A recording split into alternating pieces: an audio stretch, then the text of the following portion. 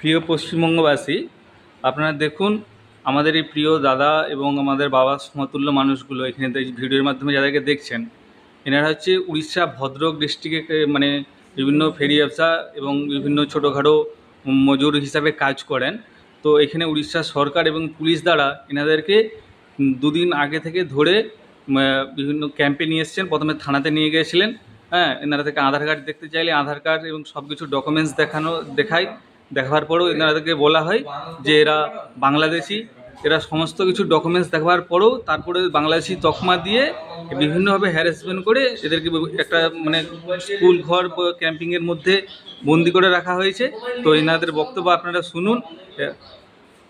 আপনার বাড়িটা, আপনার নামটা বলবেন। আমার নাম এমডি মফিজুল হক, বেলেঘাটি মুকুল। বেলাঘাটি মুকুল। বেলেঘাটি মুকুল কোন ডিস্ট্রিক্ট ওটা? আমার উত্তর 24 পরগনা বাড়ি। উত্তর 24। আপনার সমস্যাটা কি?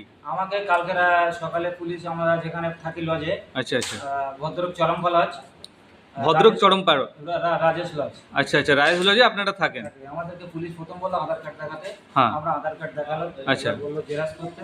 হ্যাঁ, জেরক্স দিলাম। দেওয়ার পরে আমাদেরকে থানায় নিয়ে আসলো। আচ্ছা, ওসিডি থানায় রাখলো। হ্যাঁ, রাখার পরে রাত্রি আমাদের এই ক্যাম্পে রেখে গেল। খাওয়া দাওয়া কিছু দেয়নি।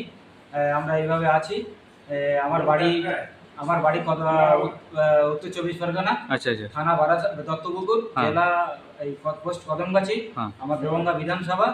আমাকে পুলিশ এদিকে আটকে রেখেছে। আমাদের খাওয়া দাওয়া কিছু হয়নি। তা আপনাদেরকে কি বলে আটকে রেখেছে? আমাদের বললো বাংলাদেশি, সেই হিসেবে। তোমরা কি বাংলাদেশি? না, আমরা ইন্ডিয়ান। তোমরা ইন্ডিয়ান। সব কিছু ডকুমেন্টস দেখাবার পরেও তোমাদেরকে বলছে তো বাংলাদেশি। এবং জমির দলিল আছে, হ্যাঁ, সবই দেখেছি। এবং একদিন দেড় দিন ধরে আপনাদেরকে আটকে রেখেছে, কোনো খাওয়া দাওয়ার ব্যবস্থা করে না। তোমরা কতজন থাকো একসঙ্গে? আমরা ছিলাম আমাদের উত্তর 24 পরগনা 4 জন। উত্তর 24 পরগনায় 4 জন আছে। আর কোন কোন জেলার মানুষ আছে? মেদিনীপুরের আছে, মুর্শিদাবাদের আছে। মেদিনীপুরের আছে, মুর্শিদাবাদের আছে, সব কিছু। তোমরা সব কিছু ডকুমেন্টস দেখার পরেও তোমাদেরকে বলছে বাংলাদেশি বলে আটক করে রেখে দিয়েছে এবং খাওয়া দাওয়া করে না। খাওয়া দাওয়া দেয়নি কিছু। তো এই ভিডিওর মাধ্যমে তোমরা পশ্চিমবঙ্গের মুখ্যমন্ত্রীকে কি বার্তা দিতে যাও? মুখ্যমন্ত্রীকে বার্তা দিয়েছি আমাদের যেভাবে বাঁচিয়ে বাড়ি নিয়ে যাওয়ার জন্য। আচ্ছা আচ্ছা, মুখ্যমন্ত্রীর কাছে আবেদন এটাই যে এখানে সুষ্ঠুভাবে সরকারের সঙ্গে কথা বলে এখান থেকে বাড়িয়ে নিয়ে যাওয়ার জন্য।